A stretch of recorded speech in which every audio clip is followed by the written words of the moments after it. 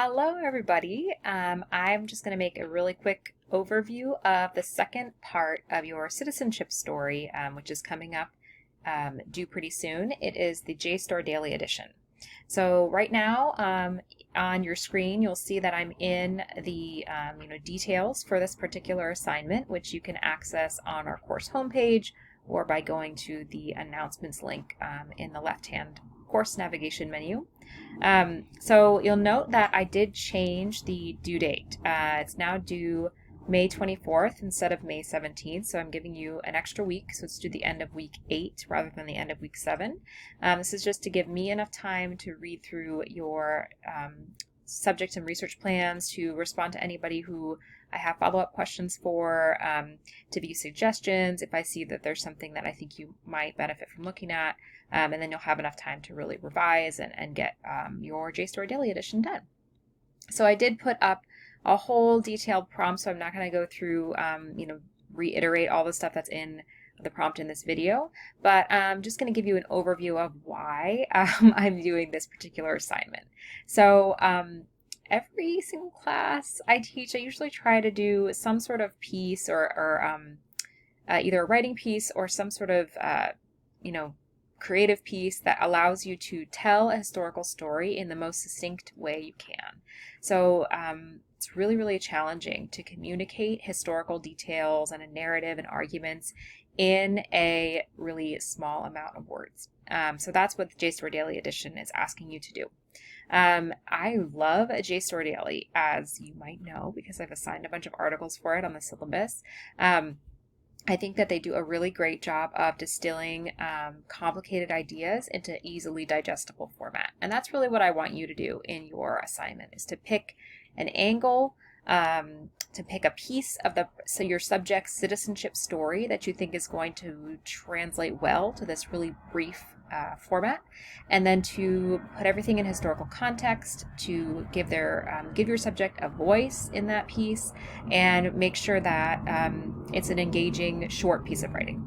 So I listed out, what to do to start out in this particular assignment, how to decide sort of which is the angle you want to approach this at, because there's definitely more about each citizenship story that can be said than what the space I'm allowing you to say it in, right? So the JSTOR Daily Edition is only 500 to 700 words. So to give you sort of a reference, it's 1,000 words is about 4 double-spaced typed pages. So you're really writing about a 2 to 3 page paper about your citizenship story. So that's not a lot of space. And you'll find that I think it's easier to write more than it is to write less in many cases. You might not agree. I don't know.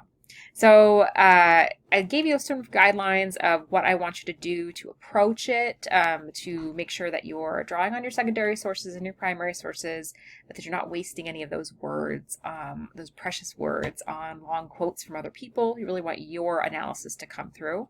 And then I broke down all the components of a JSTOR Daily piece that I want you to have. So that includes the title, the subtitle, the paragraphs, and how you would want them to show up if it was, say, published on JSTOR Daily's blog. So using paragraph breaks strategically, and then putting 3 to 4 subject tags that your subject relates to generally. So things like race or not citizenship. Everybody's relates to citizenship, but race or immigration or something like that. Now, this is the part I wanted to go over in this video specifically. How will you submit the JSTOR Daily Edition? So I do want you to submit it through Canvas, so you'll find that submit button on the assignment page. But I also want you to upload it to our course Padlet. So this Padlet is a new tool I'm trying out for this assignment, and it's a way for us to share all of the work that we've been doing amongst each other. So you'll just click on this link and it'll bring you to the Padlet. I'll show you what it looks like. So it's basically just a blank page where you can add different posts that will give you, give everybody a chance to see what you all are working on. So I created these column headings. I might change them around depending on the subjects of all of your citizenship stories. If there's nobody that's really talking about voting, I might change it to something else. But I would say, pick whichever one you think your citizenship story fits into the most, and then you can add a post. So it's pretty easy. You can upload a file. So upload a file from your computer or from the internet, you can link to a file. So I think, a really easy way to do it is to link to something from Google Drive. And then you can also click on these three dots and have a whole bunch of options for how you want to upload your project. So basically, any format you want to allow everybody else to view your piece. Then once you're done, people can comment on your post and like it. So I would like you to read through at least 2 of your classmates' pieces and then add comments to their posts. So these comments are not meant to be, formal peer reviews at all. They're just meant to say, really enjoyed your post. It made me think of this, sort of carrying on that conversation and giving, each other that good positive feedback for all the hard work you've been doing and giving us a chance to share. I'm excited to see how it'll look. I think it's going to look really cool when we arrange it in terms of the themes that you guys come up with.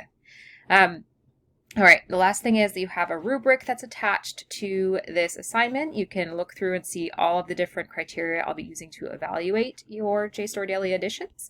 And then they're all printed in this rubric down below as well. And this is the rubric that will show up in your grading as well. I'll be giving comments on each criteria. All right, that is it. Let me know if you guys have any questions, and I'm really excited to see what your JSTOR daily editions look like. All right, thanks.